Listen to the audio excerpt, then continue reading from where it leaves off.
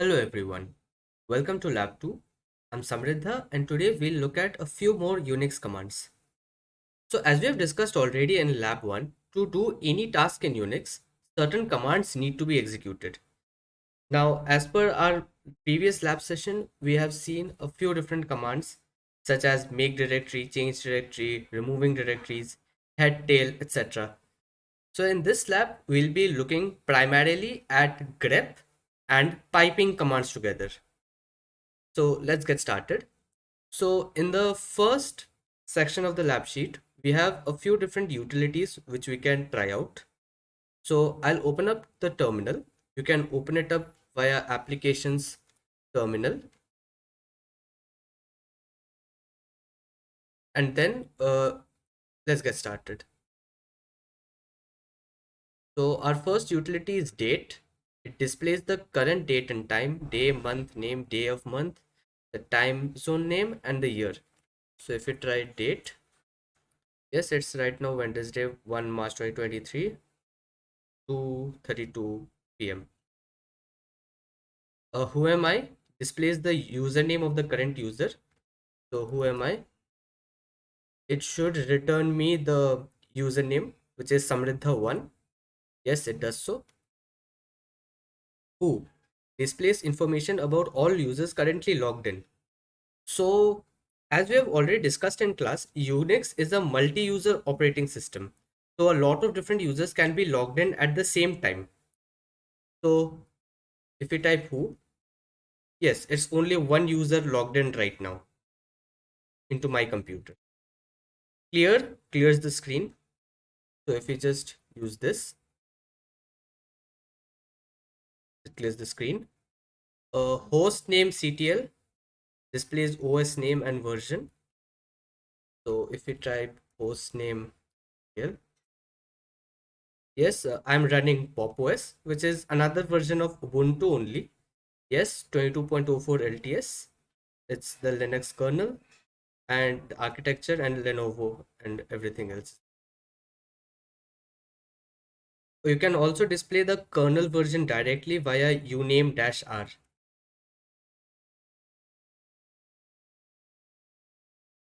Yes, this matches the kernel information over here. Here are some attached screenshots. You can also look at them. Now let's start with the main topic for today, which is the grep command. The grep command essentially offers pattern matching services. You can give a string against which the all the words in the file will be matched, and then you will get back the lines or the words with which it matched or did not match. So in the text, for instance, grep dash I hello file1.txt prints out all lines of file1 containing the pattern hello, regardless of whether uppercase or lowercase letters. So you will have other options as well. So if you open up the man page, which I will do later, you will find out the options dash v, dash c and dash o as well. We will try out various different examples. So first of all, let's make a file called demo.txt. So I come back to the terminal. Uh, let's make a new directory for this lab.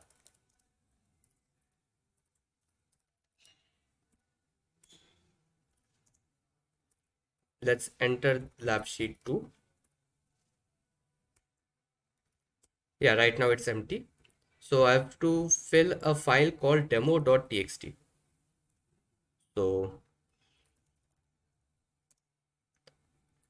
you will remember gedit from my last lab video is a service with every Ubuntu distribution. So it wants us to copy this bit of text.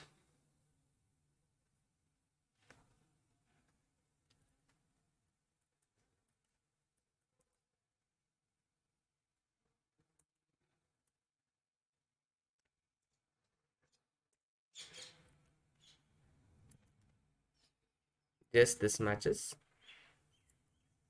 Just for a sanity check, let me just print it out. Yes, this is demo.txt. Fine. So our first command is grep this demo.txt. So if we do this grep this demo.txt, this gives us all the lines in which this the string was matched. This as in all lowercase. It is case sensitive unless you tell it not to do so. As an example, if I use the dash I command, then it will be case insensitive. So another thing, if you want to go to the previous command, you can just push the up arrow button. So I come here, I can edit the previous command itself. Yes, this is case insensitive, so all caps this, title case this, and lowercase this all come up. So let's open up the man page for grep. So I just expanded the window there and man grep. So for us, ignore case is useful. We have just tried it out. Dash V is invert match. So basically we will, if we invoke dash V, we will match lines, uh, we will like output lines which are not matching with the word. Then we can have dash C count. We can just count instead of printing out the lines.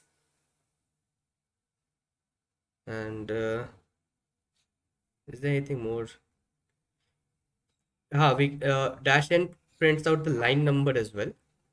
So in the previous one, if I just add n to it, you can combine options like this. So like I also want I, which is ignore case, and n, I which is ignore case, and n which is print out the line number. So it gives out the line number as well as with the line while ignoring the case. So if I'll just go back to the man page in a minute.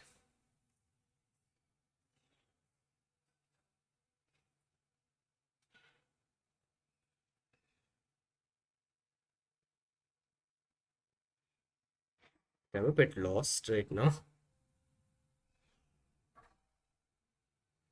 Yeah, line number.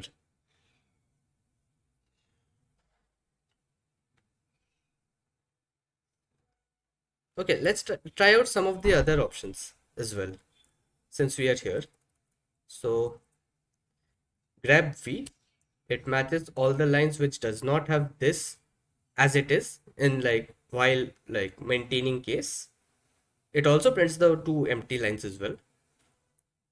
So let's see what dash O does.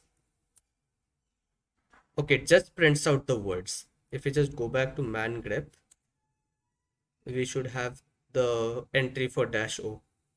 Yes, dash O is only matching, prints only the matched parts of the matching line, which each such part on a separate output line. So if we were to combine this with I, so with like combining O and I, we have only the output strings and I which is ignored case. So the case of this has been ignored.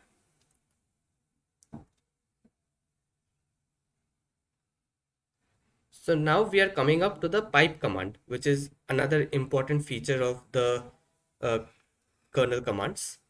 The pipe is a command in Linux that lets you use two or more commands such that the output of one command such serves as the input to the next. So the best example would be to just show it in practice. We have ls-l grep uh, this thing. So okay, so let's make a couple of different more files.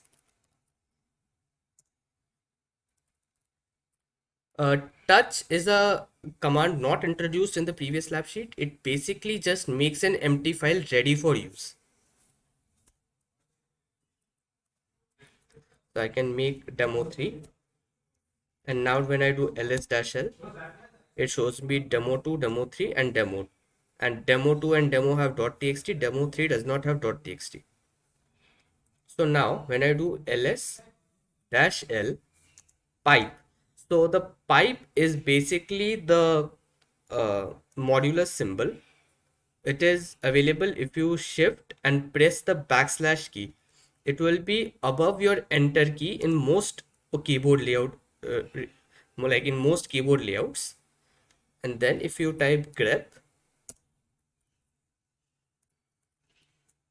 so what this should do is it will take the long listing and put this as the input to grep.txt. So it will do grep.txt on the output of ls-l. So I should get the lines, this demo2 line and the demo line. Let's see if that is the case. Yes, it matched with .txt on these two lines. You can also like use the different options, like dash n shows the line numbers. Yes, it does 2 and 4. Like it has 4 lines, like total 4, this, so 1 2 3 4. It matched on 2 on 4, so it is 2 and 4. That is majorly what the pipe command is, and you can try it out with a lot more different commands. Next we come on to input and output redirection. So as we have seen in all of these Unix commands, they basically just output onto the terminal itself. So if you want to change this behavior, like if you want to store these outputs into a file or append these outputs to a file or take this file as an input to a command, this is where input and output redirection comes in handy. So there are basically three symbols which you need to keep in mind: the greater than symbol, the double greater than symbol, and the less than symbol. So the greater than symbol is basically write to, and this symbol, the double greater than, means append, and the single greater than means read from. A simple way to remember this would be to just see where the arrow points to, and this will be clear in a moment when I demonstrate it. For example, here is a command. We can modify this. So if we take wc -l demo.txt, redirect it to text.txt. So what this will do is this will take the output of wc-l demo.txt and write it into text.txt. So the arrow points towards text.txt. So that is where the output of the command will go. Now for a sanity check, if we try cat text.txt, yes, that is the output. And if we just try running it this normally, yes, that is the output of the command which is there in text.txt. If you wanted to append it, so if we like now use the, like if we don't use an option, yes, that is the normal output of wc which is being appended to the next line. Yes, that is indeed the case. This and this line are the same. It also has an example on input file redirection. So if you wanted to do something like wc-l this and demo.txt, so we are basically feeding demo.txt into the command wc-l, which gives us 8. Now you will observe there is a very slight difference between this output and the output of this command. So you can note this down and find the reason for your same yourself.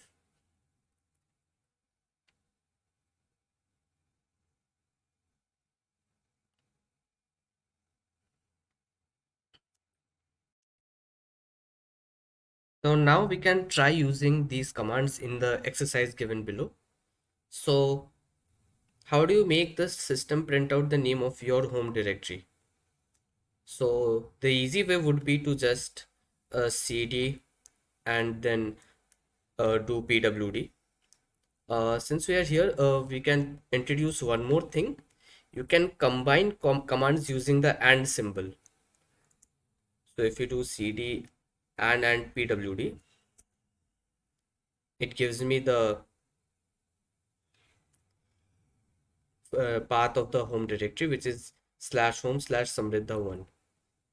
They also make a point about the slash character, which is the root directory. We have explained this in lab 1 as well. So if you do cd minus, you will go back to the previous directory. So what is the parent directory of your home directory? So if you go to the home directory again, the parent would be cd dot dot, and if you do a pwd, that is this home. The slash home is the parent directory to the home directory, which is slash home slash samriddha1. Okay, so if we just go back and go back into lab sheet 2 and clear this output. So make a directory called dir1 under your home directory. Okay, so under your home directory means you go back to the home directory, cd dir1. No, you have to make this first. mkdir dir1, I guess. Yes. Change to this directory. Okay. Make 3 empty files, file 1, file 2, and file 3 under the current directory. You can use the touch command, which I've already explained in the previous section. So you can do touch file 1, file 2, file 3. Yes, we have all of our files ready. Make a subdirectory called dir1-1. Okay, make directory. We are in dir1 and we have to make dir1-1. Yes, we have dir1-1 and file 1, file 2, file 3 as empty files. Draw the file structure of the existent files and directories under your home directory. So that would be something you could do on a pen and paper in the labs itself. Remove the directory dir1-1. So we can use the rmdir command we learned last time. And it's no more here. It's just the empty files which we created. Try now removing dir1. Okay. So if we try removing dir1 right now, like while being inside dir1, it will not find dir1 inside dir1, first of all. So if we back up like one level and then try remove directory dir1, this will also not work because it's not empty.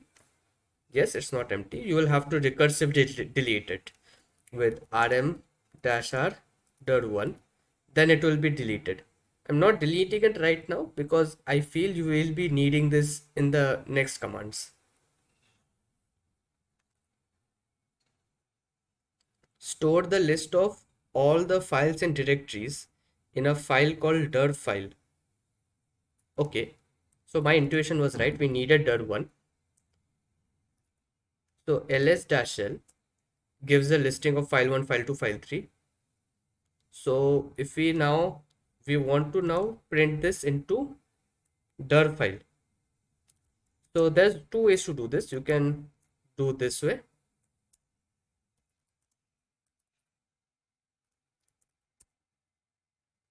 So now we have dir file. But there's another way to do this as well, which is a bit lengthy. We can use the pipe command, like we can cat and output redirected to dir file. So if we now do cat dir file, this also has the ls-l listing.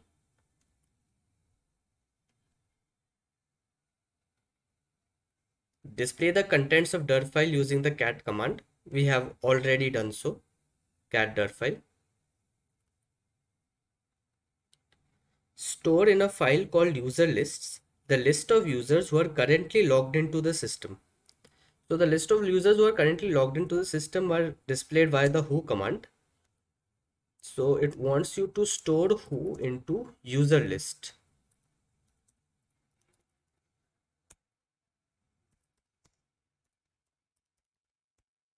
Yes, that is the uh, output of who, which is now stored into user list.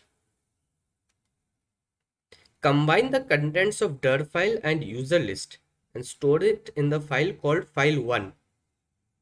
Okay. So now we have dir file, now we have user list, and we need to now combine them and store it in the empty file called file1.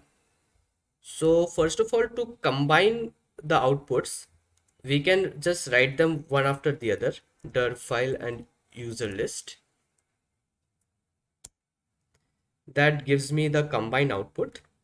Now we need to pipe this into a file, which is file1. So this part takes care of actually combining the two files, and this part takes care of entering that combined output into file1. So if we run this, and let me clear, and then cat file1. Yes, this has the combined output of dir file and user list.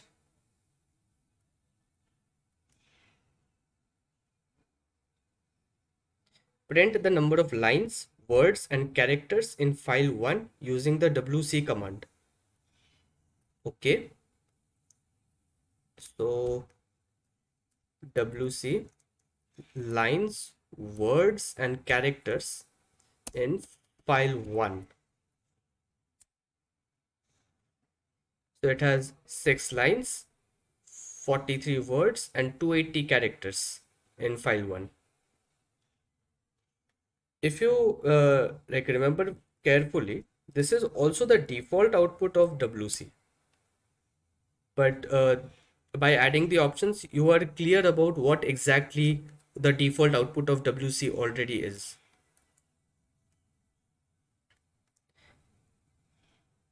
So now number 12, copy the contents of file1 into file2. So we can go cp, it is from file1. Wait, I have to check once again. File1 to file2.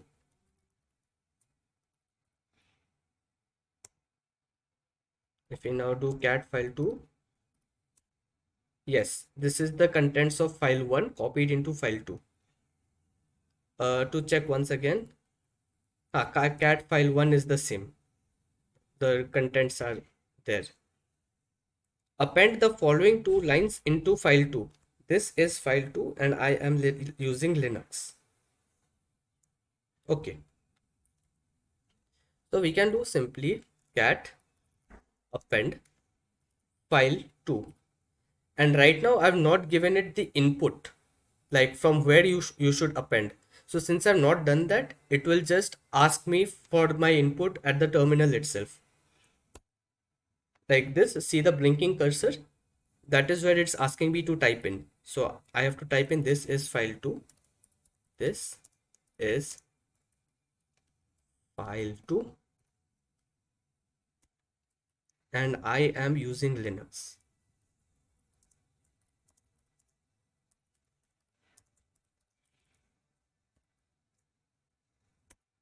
You can escape this by pressing Ctrl C.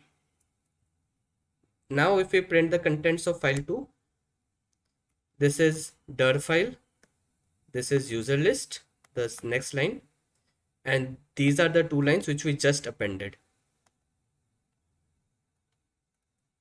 So the final part of the lab sheet is basically explaining how can you install Sublime Text. I will go through this. This will not be need to be done in the lab itself because the lab computers have Sublime already installed. But if you have Ubuntu at home, I will explain you how to install Sublime.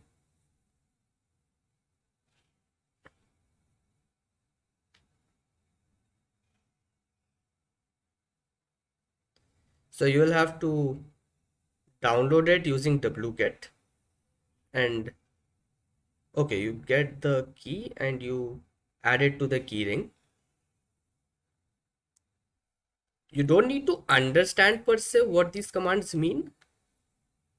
You can just follow along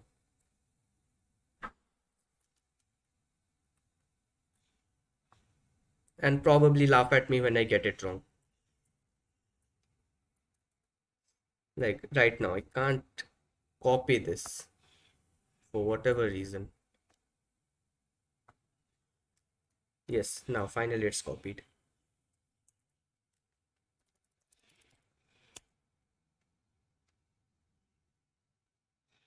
Okay, it gives me okay despite the warning.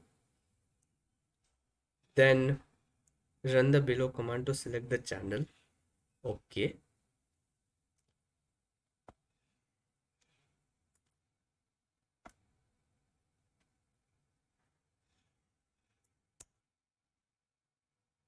Okay, I think this worked.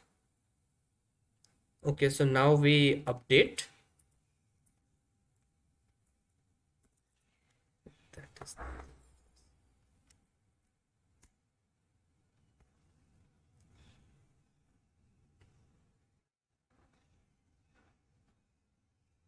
gives me certain warnings, but otherwise, I think it works. And then I can just simply install. Copy, paste.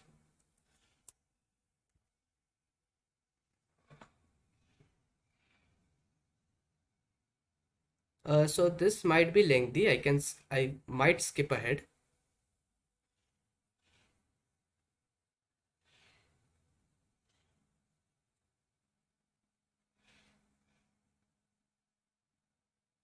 Okay, I think Sublime is installed now. Enter SUBL to open up Sublime.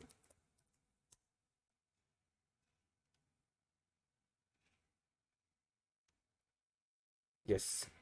So Sublime text editor is now set up, and we will use this in the next lab to write C programs. So hope you enjoyed this video. Thank you very much.